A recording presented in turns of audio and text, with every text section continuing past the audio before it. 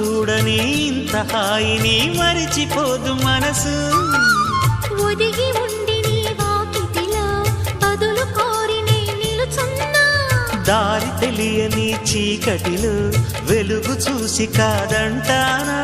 ఊరించి ఇది ఏ మాసం?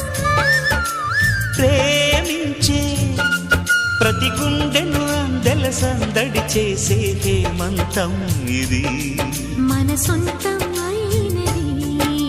కిలకిల నవ్వే కోయిల కోసం వచ్చింది మధుమాసం. మిలమిల